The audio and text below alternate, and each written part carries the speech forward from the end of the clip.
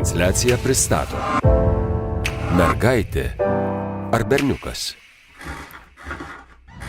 TonyBet. Sėkmė tonizuoja. Okay, coach, first of all, thanks for coming. It's really nice to having you here. The season you have experienced was like guiding a ship through the stormy sea. I mean, a lot of ups and downs this season. At this moment, then Lithuania finals, with the Bell League finals upcoming, can you tell that sea is quiet at the moment? It's quieter than before, it's true.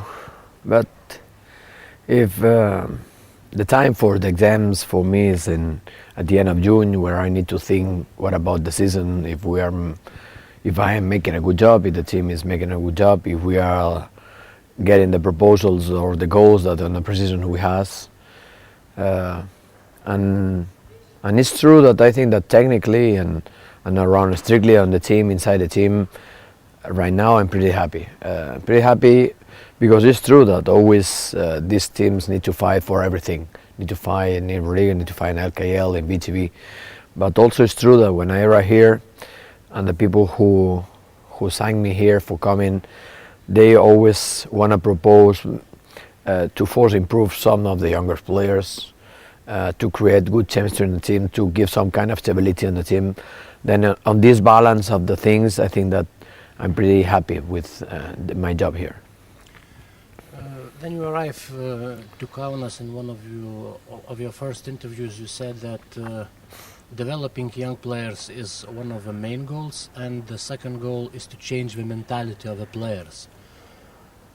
How do you do that? I mean, you can teach basketball things, players, but to change the mentality, you have to get inside their heads. Yes, it's something that used to happen on the most of my teams previously. I always said that the people who are working with the clear ideas are making a better job than if not just coming, working and return to home without not more interest. And for me it's a big surprise when after 1 week one of the most important players of these teams told me that they're feeling losers. They're feeling losers when they play against Olympiacos in Euroliga last year or against Real Madrid. They know that they're going to lose and they only take care that don't try to look for 30 points. And it's big shock for me because in Spain the people has one great respect for Žalgiris Kaunas, and it's meaning something more than a usual team. It's a team with character, with some kind of pride, and I don't feel this when I arrive here. And when one of these players told me this, I thought that I need to work in this area. And what you worked, you worked basically in his own self-esteem, trying to understand that some of them are playing a lot of Olympic games, try to force them to understand that most of them are really prestigious players who are playing around in Europe, forcing that in every detail. For example, I remember the first or two games when we arrived the last 40 seconds and we are winning or losing, winning the most of the cases, they just expecting these seconds of the brush. No, we're gonna let it. No. If you can win for 20, don't win for 18. If you can win for 30, don't win for 28. It's every day that you are giving this ambitious on his mentality for don't let the chance to nobody can beat you. If you are losing, try to look for 2 points less. I remember that in Spain 20 years ago, the people said that we are really good sport teams, individual sports, but we never win nothing.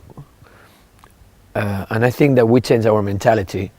In Spain, that's true that we are talking about a country with 47 million persons, but also Germany, also France, and nobody has right now in Europe teams who are competing for a world championship like in handball, in basketball, in football, in Formula One, in tennis, and I think that we change our mentality because we are almost quite similar, like my players at the beginning. We are playing, But when the score is just 10 points up, we are relaxing, we are not taking so much care. And then I think that the people there in Spain, and I try to provoke in my team this, I try to be ambitious till the limits. Of course, on the limit of the not forced to the ridiculous situations against the other opponent, always take respect 100% to your opponent, but you must give you 100% without take care what's going to be the score, the difference, the score.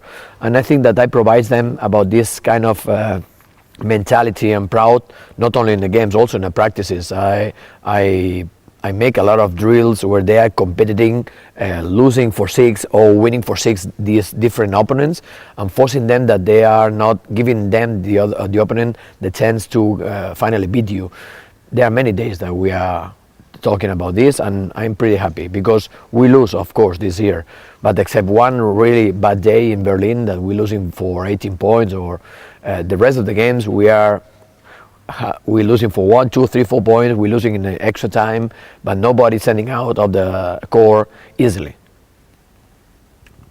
You are the kind of coach who communicates with the players a lot. I mean, yeah, you're not kind of coach that goes to the practice, shows some basketball stuff, and then leaves. Yeah, I try to arrive a little bit longer as in our relationship. I took plenty coffees with many, more than lunch, more than dinners, plenty coffee with them, and try to know also their personal dreams, and try to understand. I try to work in myself, trying to improve in my empathy around the people who is around me, and every time and constantly I working for, first of all, the veteran players, for example, never left that the veteran players just let the time going on. For me, it's really important that the guys with 17 or 35 years, they wishing to keep improving. Some technical aspects, but also some tactical aspects are included. And I talk with my players many times, like if they are really coaches in the future, provides them to some kind of energy and capacity for understand basketball outside of the core. And included, try to force them to think that the power of the teams, except that you have one franchise guy who can guarantee you 40 points every night or 20 rebounds, except this kind of teams, the most of the human teams, like I said, need to, the strength is on the team. The strength is in the locker room. And then when I sign new players, I try to maybe lose a little bit talent and try to gain a little bit character, a little bit wish, a little bit hungriness, and all these mixed situations is provoking that they are thinking a little bit more. We, like you know better than me, this year we have at least 6 or 7 different players for trades or for injuries or for religion problems, and the team never disappear. The team always survive without some really important players like the Kunas or Ibrahimovic or Darden right now. Then I think that they understand that our capacity, maximum capacity, is when we are playing together. When someday we can let the play hot Popovic, that another day going to be one of the youngest, one day going to be one. Then they understand this, and this is my first goal when I arrive here. Speaking about the limits, pushing players, especially the older ones players, to the limits, and I mean first of all to give 150% in a defense, it's kind of challenging task for a coach. I mean, veteran players naturally are tended to be a little bit lazy on this moment or another moment. How do you solve that problem? When I began to coach in 1977, and during this process, during only 7 years, I was assistant coach with Bosa Markovic, with Manuel Comas and Eito Garcia Reneses. And during this almost 7 years, like assistant coach, I saw the reality from the back of the locker room. In the way that every time that the head coach are talking about defense, their shoulders going down, their heads going down, they make some kind of noise, cheating, and then one of my obsessions is try to my teams are enjoying or get fun with defense. And then I look in the ways and the drills that they have a clear ideas on defense, first of all, and they enjoying defending 10 meters away. When I look that some of the Labrinovic or Robertas with 34 years, the most of them are defending as far, is because they begin to understand the meaning of this, that you can play for win a game, or you can play waiting for the mistakes of your opponent. And these are different styles. And if you want to improve, you cannot just waiting that your opponent missing one three-point shot or missing one penetration. No, you need to take the lead in everything. And especially in defense, it's true that the responsibles that we are create some kind of lazy teams are the coaches, because we are focusing the most of us just in offense, but not on defense. But not because we don't understand that this is important. It's just because we don't know the way that get fun on the practices. And I constantly looking, and I make plenty clinics around Europe about talking about defense. And I don't like the thing that the people said that I am a specialist on defense, because my team, I think in VTB is the maximum scorer right now. Also with Madrid and Sevilla, maybe not, because we have a smaller team and then we need to defense better than the rest. But I became from a school in Badalona where the main skill is our fast break. And then I like to run fast break. I like that everybody are able to score. But that's true that defense give you championships. And it's not a sentence. It's a real true that there are great scorers teams in Europe. But when arrive the more special moments, or you are able to defense, or you has nothing to do. And I think that we are creating this philosophy inside the team.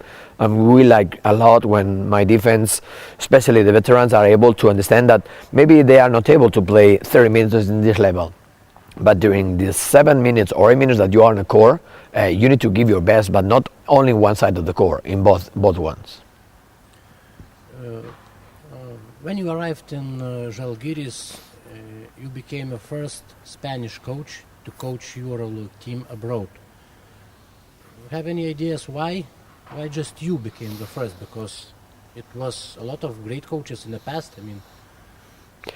Well, the first thing that I need to say that when I am really younger, I think that for become a ACB head coach, you need to pass for every category there in Spain. It means that you need to begin with guys with kids with 6 or 7 years and finishing with the seniors, with the professionals. And I did. And when I arrived to ACB like a head coach, also I think that if I try to be any day between the better 5 coaches in Europe, I need to take the bag and go outside. And then when I had this opportunity before arrived the Žalgiris opportunity, I had one chance to go to France some years before. I included another one to go to Jordan in Beirut. But I'm really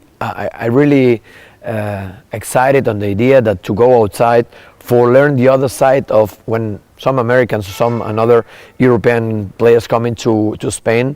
We try to explain him what we asking about them, but if you are not in the other side of the border, you cannot understand this meaning, no? And then this is the process for me at least. And then it's true that there are not the Spanish coaches, and I think that the reason that first Spain is, with all the problems that we have in Spain, with 5 million persons without job, with a lot of strike, with some great crisis, whatever. But that's true that Spain is a really warmer country where everybody lives pretty well, live in the streets. There are not so much pressure in many ways. Also, the ACB championship probably is the best one in Europe. In organization, not only in the talented players, also in the organization. And then the most of the great coaches are preferring to stay there than not flying away. But there are only 18 teams there in Spain. The half of these teams are coached by some foreign coaches, and then there are not enough. And now I hope that probably after me there are many another coaches who are trying to get experience outside. But it's the only explanation, because there are a lot of coaches there with plenty or more capacity than me to coach outside.